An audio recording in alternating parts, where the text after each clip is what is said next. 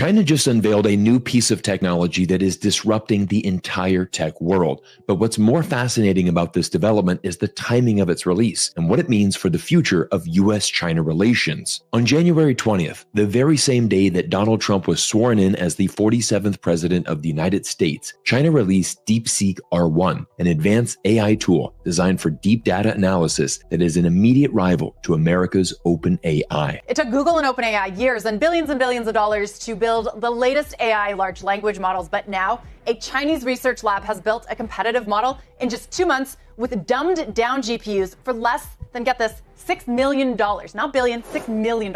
This is the biggest story coming out of China right now because it will change the future of tech around the world. But once again, I want you to focus on the timing of this event. Make no mistake, China waited to release this impressive development the morning of Donald Trump's inauguration to send a strong signal to the US government. Under the Biden regime, the US government passed unprecedented tech sanctions against China, hoping to contain the country's rise. But the very moment Trump ascended into power, China launched this new AI platform to send a clear and stern message to the Trump administration. Not only have we managed to survive the previous administration's sanctions, we've managed to thrive. China's new AI software performs just as well as its American counterpart, but China did it with half the technology and at a fraction of the cost. Even more incredible, China is making its new AI tool open source, allowing anyone to view, modify, distribute, and use this new software. OpenAI's moat may be shrinking. If a model like DeepSeek can emerge with competitive performance, minimal cost, and reliance on existing outputs, it signals a rapidly shrinking barrier to entry in AI development, challenging the current dominance of industry leaders like OpenAI and Google and Anthropic and Meta, by the way. There is no doubt many Silicon Valley CEOs are genuinely concerned and worried about the future. The AI industry is supposed to be dominated by American tech companies like NVIDIA, Google, and Meta. But once again, China has managed to overcome obstacles and accomplish the unimaginable. But to show you just how remarkable this development is, I want to take you back to May 2024, when former Google CEO Eric Schmidt spoke with Bloomberg and confidently proclaimed the future of AI is firmly in the United States' control. In the case of artificial intelligence, we are well ahead 2 or 3 years probably of China, which in my world is an eternity.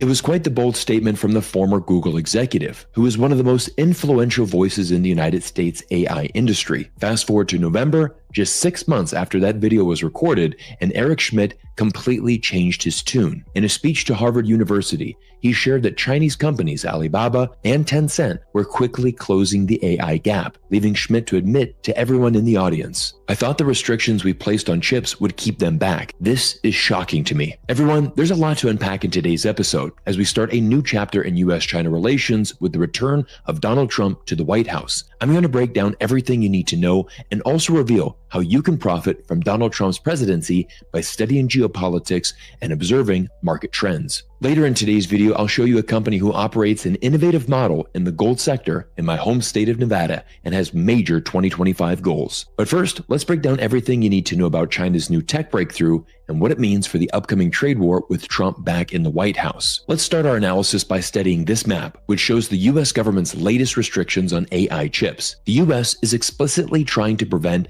non-Western countries from developing AI technology by only giving full access to America's closest allies, labeled in blue. It's a bold strategy because the US government has excluded many of its close allies and trading partners from Tier 1 status. Just take Mexico and India, for example. Both of these countries should be considered close allies of the United States, but both were given Tier 2 status, meaning the US government wants to also hold back their ability to develop as well. The United States is going to upset a lot of countries around the world with this new policy, and it's quite ironic, as the US government has preached for years the virtues of free trade to the rest of the world. In reality, the US government is only interested in maintaining its global hegemony. And it's situations like this when I'm reminded of this internet meme, which showcases the international community you always hear about. When Donald Trump first started the trade war with China in 2018, he wanted to accomplish 2 goals. Number 1, reduce the United States trade deficit with China, and number 2, limit China's global position in manufacturing.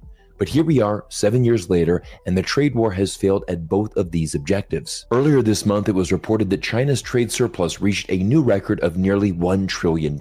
Since the beginning of the trade war in 2018, China's trade surplus has literally done nothing but increase. The Wall Street Journal even published this story just 4 days before Trump's return to the White House, warning the new administration that China has a $1 trillion head start in any tariff fight. Even the United States' secondary goal of reducing China's global position in manufacturing has also failed. According to data from the United Nations, China today accounts for around 27% of global industrial production, up from 24% in 2018.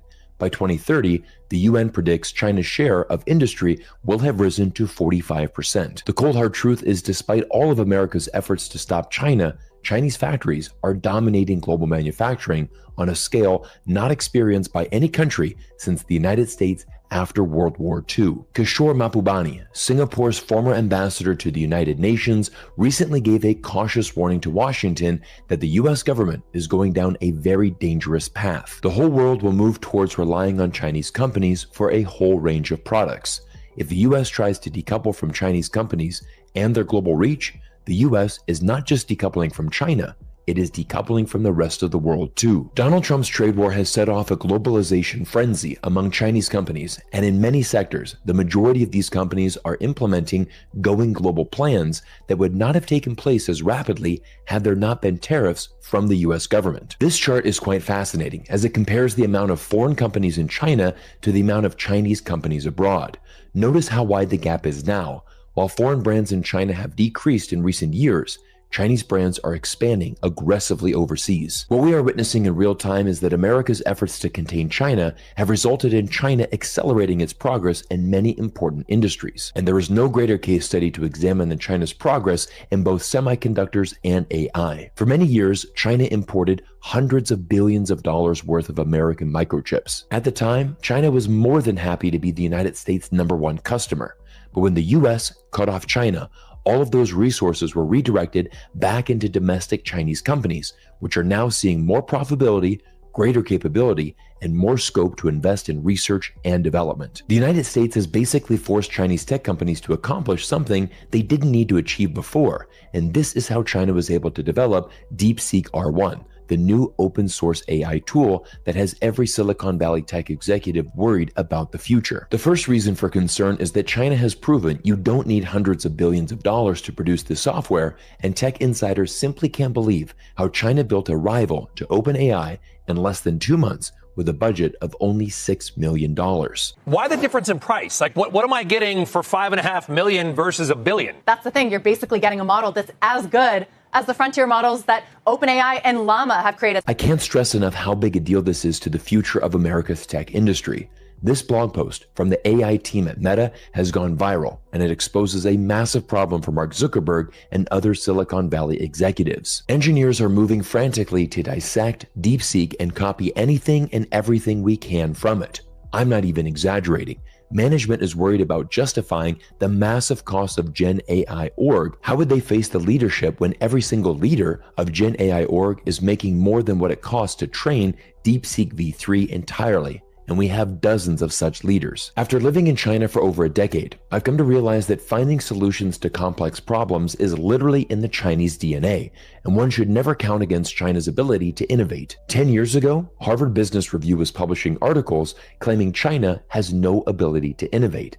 But fast forward to today, and we now have some of America's most prolific tech investors, like billionaire Mark Andreessen, who helped build the world's first web browser, state, DeepSeek R1 is one of the most amazing and impressive breakthroughs I've ever seen, and as open source, a profound gift to the world. To be honest, this story goes much deeper than a breakthrough in AI development. The world is now waking up to the reality that China has officially caught up and is overtaking the US in tech and innovation, despite America's best efforts to stop China's rise. From Stanford to MIT, China's DeepSeek R1 has become the model of choice for America's top university researchers, basically overnight. And to be honest, it's quite easy to see why. Independent third-party testing has shown that China's DeepSeek R1 is almost identical in terms of quality to the United States OpenAI, as shown in this graph.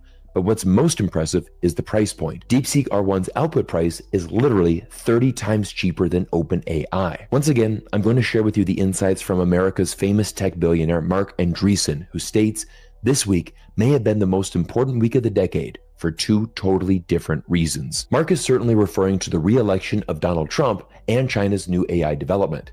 It's quite the bold statement to claim that both of these events will define this decade, but in many ways, it's certainly true. As we've proven in today's video, DeepSeek R1 has changed the entire tech industry upside down overnight, and with the return of Donald Trump to the White House, there will be a lot of uncertainty for the future of geopolitics and world trade. Will Donald Trump double down on his efforts to contain China, or will he seek to work with China and make the world a better place?